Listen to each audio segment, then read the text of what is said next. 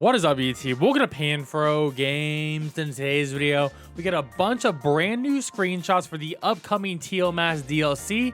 We learn more information about what TMs are coming and what other TMs we think are coming to the DLC, and more news on the minigames and more. Of course, guys, if you like my type of content, enjoy these videos, please leave a like, subscribe if you're new. I really appreciate it. Consider joining the Pan Fam today by hitting that join channel member button below. Let's begin with the TM. So Famitsu Magazine did an interview and we got a bunch of new screenshots, and the first one is about the new TMs coming to Teal Mask. This one confirms that we are getting Toxic, but we're also going to be getting Grassy Glide, Burning Jealousy, Lash Out, and Poltergeist. Now, this is actually really huge, especially for people who play Pokemon Showdown or Pokemon VGC in game, because these moves are pretty massive. One, Toxic is an absolute important move for stall Pokemon.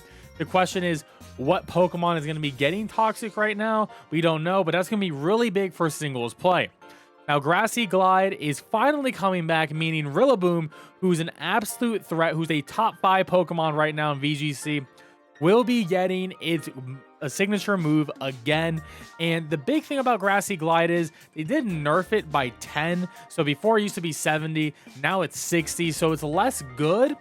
But, you know, hey, if other Pokemon, let's say Breloom, gets Grassy Glide, that's gonna be pretty big, because Breloom has Technician, boosting the damage of this move, which is gonna be absolutely massive. So yeah, Rillaboom is gonna go up for sure. It's gonna be an absolute threat. Not gonna be as good as it was in Gen 8, but it's gonna be better than it currently is right now in VGC. Now, Burning Jealousy, pretty interesting move. Honestly, this is really only a move you're gonna see on something like maybe like Incineroar and probably Arcanine, or it's like the two big users of this move. But I can see maybe a Chien Pao somehow learns it. That could actually be really good just to remove that fire typing from it. Could be helpful in a lot of different situations. Lash Out's pretty solid, but Poltergeist is the real big one here, because this is a physical ghost move, and there's very few physical ghost moves in the game. And it's actually a really good one too. So let's say if a Pokemon like Dragapult got this is going to be absolutely massive. So we just got to wait and see what other Pokemon are going to be getting these moves. We don't know what Pokemon, but we should know soon, or whenever the data mine happens, which I suspect it'll be happening a couple of days before the DLC actually comes out. We are expecting a total of 30 new TMs throughout the DLC, so we're just gonna have to wait and see. But that is currently 5 moves out of that 30, and we are predicting that we're gonna be seeing Scarlet as well coming back too, which is gonna be really interesting. Now, to talk more about the TMs, because Grassy Glide is coming back, and we already had Expanding Force, which are 2 moves that depend on terrain, we could probably get Misty Explosion and Rising Voltage. Expanding Force isn't a TM yet, so we could get it as a TM. I think the only Pokemon that can use it right now is going to be Armarouge. But if it comes as a TM, this is going to make terrain teams a lot more threatening. It was going to be really awesome. Really excited to see something like Rising Voltage to come back. I'll give Pincurchin a lot more viability. Now, there's also new music, of course. I mean, it's a new DLC. It's a new area. We went over like the number of areas, and it looks like there was 18 named areas, and about like 13, 14 of those will be like areas where you have like actual Pokemon encounters. But there is new battle music versus wild Pokemon, new battle music versus standard trainer, and I'm also sure there's going to be a new theme when you fight Ogerpon and Loyal 3 as well. It honestly would make a lot of sense to just have that type of music. There's also a new Nurse Joy for the region. She looks pretty sick. Honestly, I'm a big fan of this new redesign on the Nurse Joy type of character. Otherwise, the Pokemon Center screen is relatively the same and unchanged in general. But, you know, hey, don't fix what's not broke. You know, like, it's pretty good overall. And we also get the Stealthy Stick from the previous trailers that you're going to have better options for screenshots and taking photos of you and your own Pokemon together. You can actually tell your Pokemon to like stop moving now. It always was annoying to like take a image with your Pokemon together and they would like run around and go to sleep or something. Now you can just tell them, hey, sit there, don't move. I'm going to stand next to you and we'll get that perfect shot together. So that's a really good improvement. It's not like a major one, but it's a nice little quality of life one for people who want to make like really cool pictures with their Pokemon game. Hopefully we get some editing features with these photos as well. We also got a good image at the different potential Terra masks. There's also Pikachu and Eevee masks, which I don't think are going to matter. But we do have, you know, some photos of masks here. The masks of the Loyal 3 are all here as well. You know, we know that Ogerpon is going to have a total of 4 different forms based on what mask he's wearing. Seems like the Loyal 3 is not going to have a special mask form, but, you know, who knows? Maybe that's something we didn't see in the current leaks. I'm still of a believer the fact that these Pokemon even have masks in general is pretty interesting, and they do look a little bit different than their actual like Pokemon forms, especially like Pheasantipity looks pretty different to me. So we'll have to wait and see more on that. But yeah, the festival masks are there. I have a feeling that we're probably going to be able to wear all of these masks as like new outfit choices. Of course, we're going to be getting new outfit choices in this DLC, especially Japanese themed outfits as well. We also learned how the new mini game is going to be working. Ogre Alston, you need to pop colorful balloons and collect berries. You need them to take a specific number of berries to a berry stand to clear the mini game. However, you can only hold a limited amount of berries at one time, so it may take several trips. The problem is Pokemon like Munchlax and Greedent will try and steal and eat your berries. But the thing is, like, if they eat your berries, you know, you're going to get less rewards. So the more berries you can secure within the time limit, the better your rewards are going to be. And there's going to be 3 different difficulties to this. There's going to be beginner, intermediate, and advanced. And of course, the advanced one is going to give you the best rewards. We're going to have to figure out which one's going to be the most optimal and what's the actual rewards for each one. That's going to be like the big difference. But I have a feeling that advanced is probably going to be the one we're going to have to do. And we definitely want to do these because this is how you get the mochi that clears all your EVs. So you can like completely redo your Pokemon. As an example, if you have like a raid Pokemon, he's like, oh, I built it wrong. I want to do something else with it. Give it a piece of mochi, reset all the EVs, and then you're good to go on that, which is pretty huge. Now we just got a lot of screenshots of the DLC, and I really do love how this DLC looks. There's a lot more high resolution aspects to it.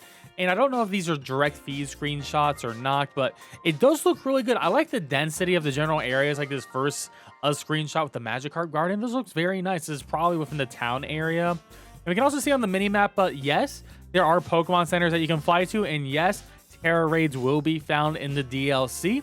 Looking through the fields here, like that, seems like we're going to have more people in the wild too.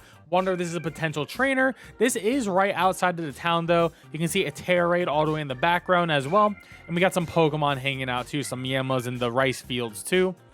And leading up to the town, this is probably the main town, and we got a nice little exclamation point on the map too. This is maybe right when we enter the DLC. Seems like this is where it's gonna be leading us, right?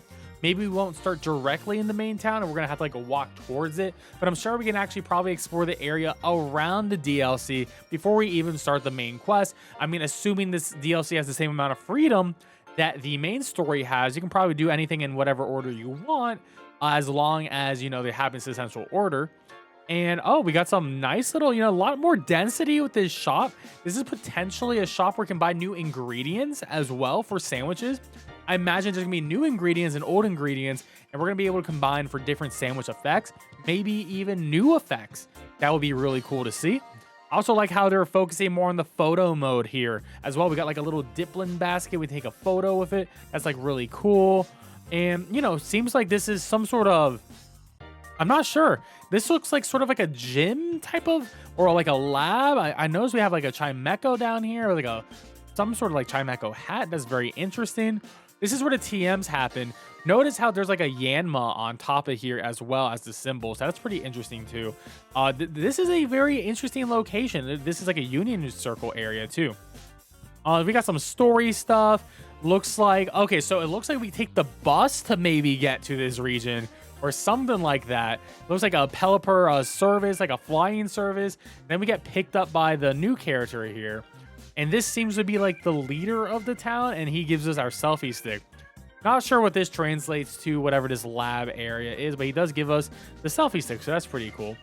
And just more inside there. And then, oh, it looks like probably after the cutscenes with this dude getting the stick, we get a battle of the 2 new trainers, at least the older sister here. I'm gonna say this, really do dislike the hair here. It's not a big fan of these 2 character designs. I really dislike what they're doing with the hair above the nose. It's not great at all. So it seems like after that battle, we get to learn about the story about Ogerpon and the Loyal 3. and probably how we're gonna have to capture Loyal 3 to see Ogerpon. Probably at the first night at the festival, we get our first look at Ogerpon. Then he drops the mask. Then he probably runs away, and we just have to see. And that's probably the first mask out of the 4 masks we gotta collect. Maybe we do need to collect all 4 masks before we can actually fight Ogerpon and then catch him. Screenshots of Pokemon, of the new Pokemon that we've already seen actually officially. I do like this apple picking field area. This is really cute. And with Dipplin on our team here. And, you know, more selfie action here with the selfie stick. More poses. I like this a lot. It just looks really cool. I don't know why these Vulpixes are on the top of the roof here. I think that's pretty funny. But I'm loving it, honestly. It's just very cool overall. Yeah, it seems like you just have more options. I'm like, what is Dipplin doing in your hand here? Like, did you like move the Dipplin to your hand? Are you holding it? Like, I'm unsure. I guess this may be a camera perspective. But it's very cool overall. Then we got the festival stuff. Seems like this person. Oh, this is probably where we buy the apple for Dipplin. And you notice there's the yellow golden apple. That's the shiny color right there. Obviously, we'll just use the same item. But that's actually really interesting that he's selling both the red and the yellow apples for the Dipplin. This is definitely where we're going to be buying the Dipplin stuff. Of course, the mask, as we mentioned before.